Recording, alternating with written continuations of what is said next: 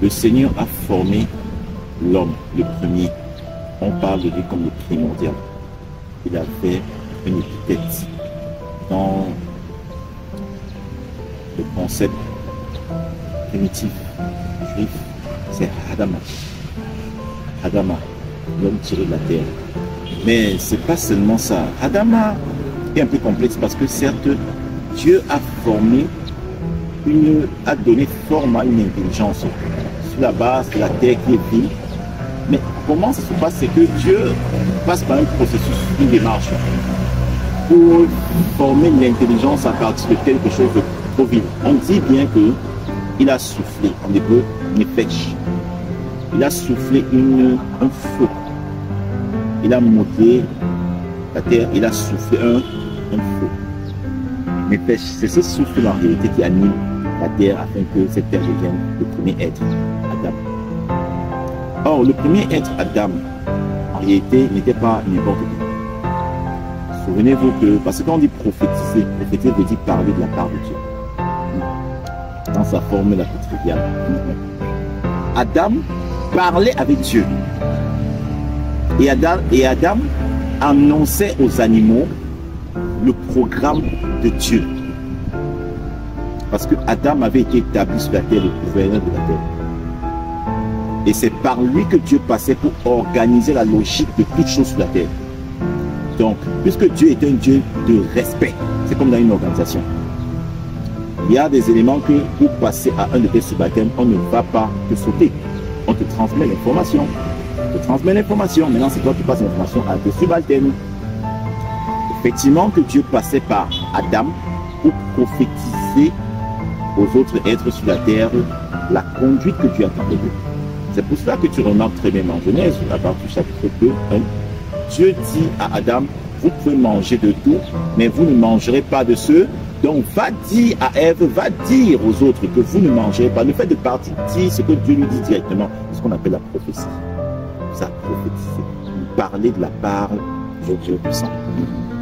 Et il pouvait le faire pourquoi? Parce que réellement en lui, en tant que premier, le primordial, il avait la force intérieure. Il avait le feu en lui, comme je vous ai enseigné au départ.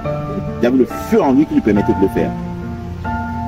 Maintenant, après la grande chute, les choses ont été galvaudées. L'homme a perdu vraiment cette étincelle. Jusqu'à ce que Dieu ait pitié de l'humanité et suscite parfois au milieu des gens, parfois des prophètes, qui étaient des hommes qui n'avaient pas n'importe quelle vie. Des hommes vraiment qui avaient une discipline de vie.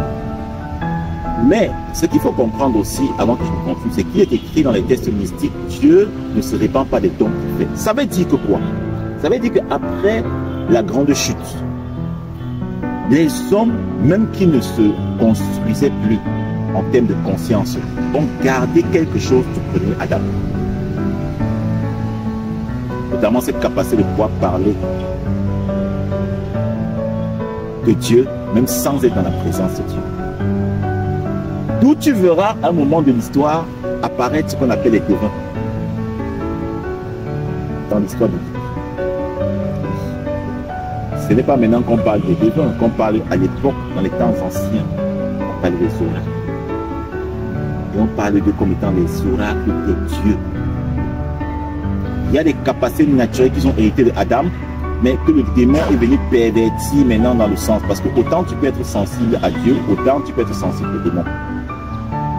Et maintenant, cette capacité naturelle a été pervertie par les démons et exacerbée par les démons. Parce que c'est maintenant eux qui vont enseigner aux hommes qui ne voulaient pas être gouvernés par la loi de Dieu comment être beaucoup plus sensibles à leur voix afin de transmettre parfois leur volonté aux sociétés. C'est ça que quand tu vois les mythologies, tu vois des oracles qui transmettaient les volontés parce qu'il y avait des oracles de beaucoup de dieux. Des oracles par exemple de Zeus, des oracles qui transmettaient au moment donné la pensée de Zeus au peuple. Donc, au cours de l'histoire, le Tout-Puissant va donc regarder et voir des hommes qui étaient un peu disposés, selon son cadre à lui.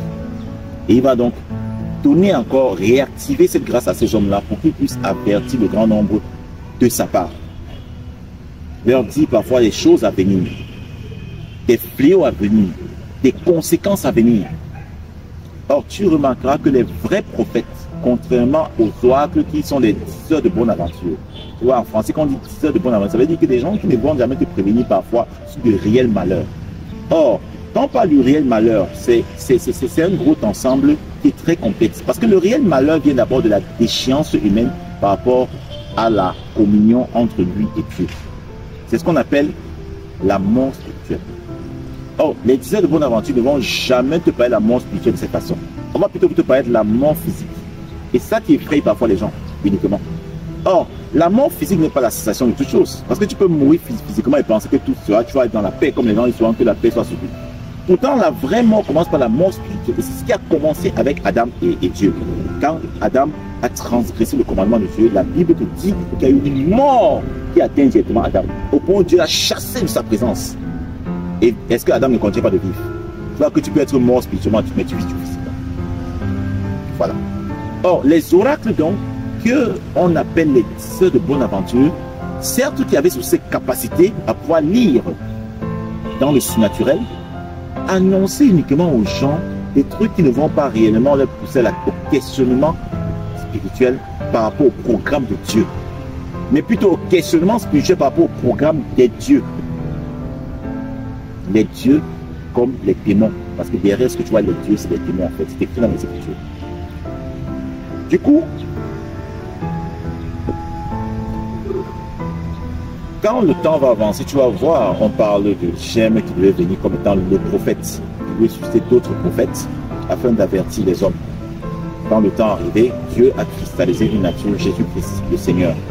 Le Seigneur a prophétisé. Quand tu lis Matthieu, tu te rends compte que le Seigneur passe son temps à prophétiser. Or, les prophètes de Dieu ne sont pas seulement utilisés pour te dire des choses banales de ta vie. L'Esprit de Dieu est capable de voir exactement où tu vis. Est capable de voir exactement ce que tu as fait dans ta chambre. Est capable exactement de voir la couleur de ta moquette à la maison. Mais en quoi est-ce que c'est réellement primordial pour lui par rapport à ton salut? Et tu vas voir, je te donne maintenant les éléments de discernement. Et c'est comme ça que les oracles, parce que tu vas voir qu'en lisant les actes des apôtres, les oracles, on parle de la femme pythomane, c'est une oracle aussi. On parle d'une femme qui suivait Paul, l'apôtre, dans son ministère, et qui disait les choses vraies. Oh, ces gens sont les hommes de Dieu, sont les hommes de Dieu. Écoutez, c'est les hommes de Dieu. À moi, la Bible déclare qu'il va être fatigué. Bizarrement, c'est les prophéties. Mais ça va le fatiguer. Lui, en tant qu'au loin de Dieu, il va s'arrêter et dire sors d'elle. Et on dit que l'esprit est sorti. Immédiatement. Ça lui a créé des problèmes graves. Pourquoi? Parce que dans cette vie, les gens ne voulaient pas de la vérité. On voulait des gens qui voulaient faire les contes de bonne aventure. Vous dites comment là-bas, hier, tu étais avec elle, tu étais avec elle. Les gens aimaient ça en fait. On aimait ce genre de surnaturel. Et jusqu'à présent, on aime toujours. Par contre, tu vas voir, quand on parle de la prophétie qui est dans le sens intégral, selon le commencement, c'est de dire exactement les choses aux gens qui vont les aider à mieux s'engager dans le programme que Dieu a pour eux.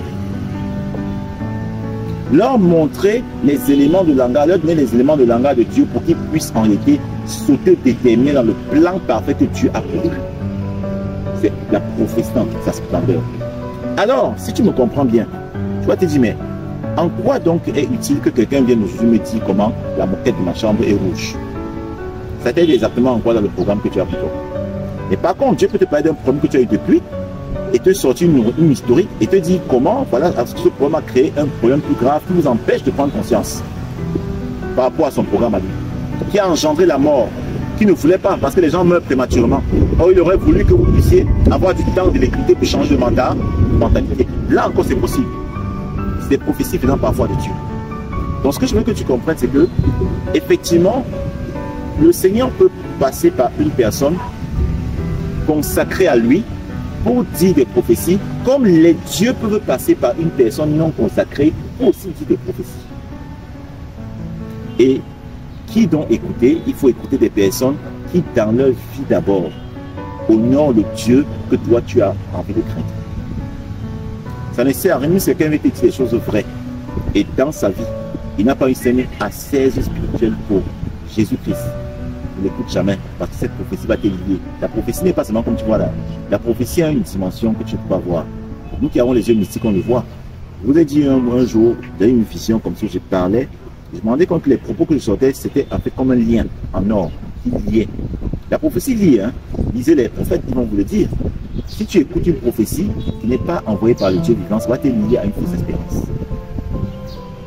Or, la prophétie de Dieu te lie aussi à une vraie espérance si tu l'acceptes.